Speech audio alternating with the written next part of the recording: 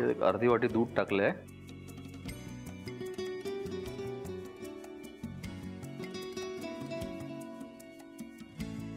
किंचित लागेल आणखीन थोडंसं. ठीक आहे, खूप जास्ती लूज पण नको आणि खूप टाईट नको. त्याचं आपल्याला कन्सिस्टन्सी ॲडजस्ट करायची आहे. बस आता याच्यात घालू आपण चॉकलेट्स. हे कंपाऊंड चॉकलेट आहे. हे याच्या स्लॅब्स येतात, अर्धा किलोच्या येतात, 1 किलोच्या येतात. एवढं नसेल मिळत समजा तर आपलं साधे चॉकलेट जे येतात छोट्या पॅकेटमध्ये ते पण चॉप करून तुम्ही याच्यात टाकू शकता.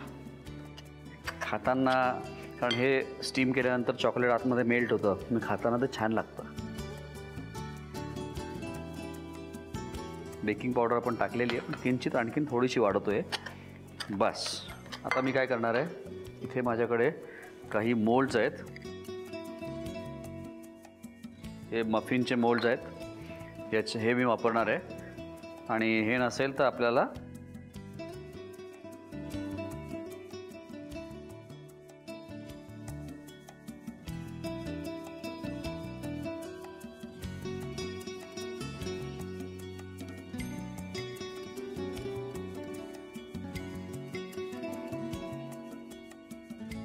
बस आता मी हे जे आहे मिश्रण हे या मोल्डमध्ये टाकतोय.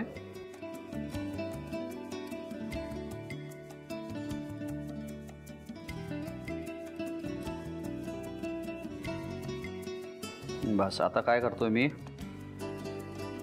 हे उरलेलं जे आहे मिश्रण ते नंतर परत त्याचे केक करेन. पहिले एक घाणा लावून घेतो.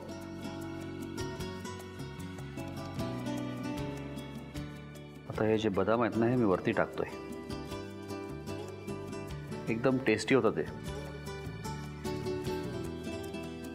याला आता जाऊ देऊया आपण आपल्या स्टीमरमध्ये. आता मी याला 20 मिनटं याला कुक करणार आहे स्टीमवरती. 20 मिनटानंतर ते छान फुलतील पण लाईट होतील एकदम छान. आणि 20 मिनटानंतर त्याला एक 5 मिनटं काढल्यानंतर ठेवायचं आहे. ठेवल्यानंतर थंड थोडेसे झाले की नंतर मोल्डमधनं काढायचे आहे आणि सर्व करायचे आहे.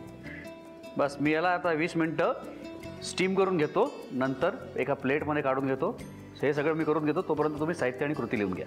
सस्पेन्स केक बनवण्यासाठी लागणारं साहित्य: पेर, दूध, नाचणीचं पीठ, बटर, गव्हाचं पीठ, साखर, चॉकलेट, बदामाची भरड, बेकिंग पावडर, वेलची पूड आणि मीठ. कृती: प्रथम पेरची साल काढून पेर किसून घ्यावं. फ्राईंग पॅन मध्ये बटर वितळवून घ्यावं. पेरचा किस एका बाउलमध्ये घेऊन त्यामध्ये साखर, नाचणीचं पीठ, गव्हाचं पीठ, 40 ते 50 ग्रॅम बटर, वेलची पूड, बेकिंग पावडर आणि मीठ घालून सर्व मिश्रण नीट एकजीव करून त्यामध्ये दूध आणि डार्क चॉकलेट घालून सर्व मिश्रण पुन्हा नीट मिसळून घ्यावं. केकच्या साच्याला बटर लावून त्यामध्ये नाचणीचं मिश्रण ओतावं. नंतर त्यावर बदामाची भरड घालून स्टीमर मध्ये मिश्रण 20 मिनिटं वाफवून घ्यावं. तयार केकवर सजावट करून सस्पेन्स केक सर्व्ह करावा.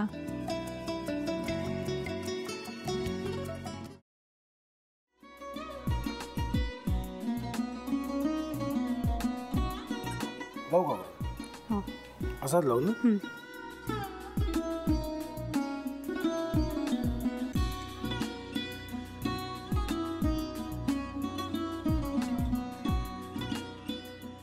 आता काय करायचंय? आता आपण ड्राय स्टफिंग दुसरं काय करणार आपण त्यात?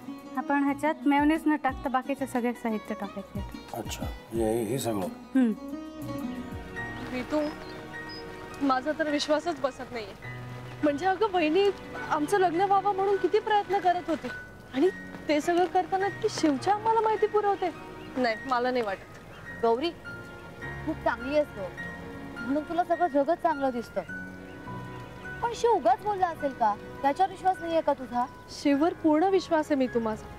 पण तो आता हे जे काही करतोय ना, म्हणजे निशा बहिणी समोर त्या राधिका सोबत फिरण्याचं नाटक वगैरे, ते त्याचा काही उपयोग होणार नाहीये. अगं असं कसं म्हणतो? अगं निलिमा, जतीन भाईंचा कॉल आहे.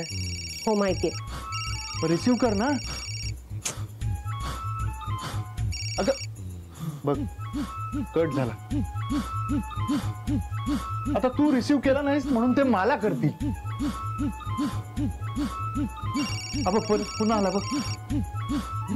घे बघू. पण हे एक ना एक दिवस घडणारच होतं.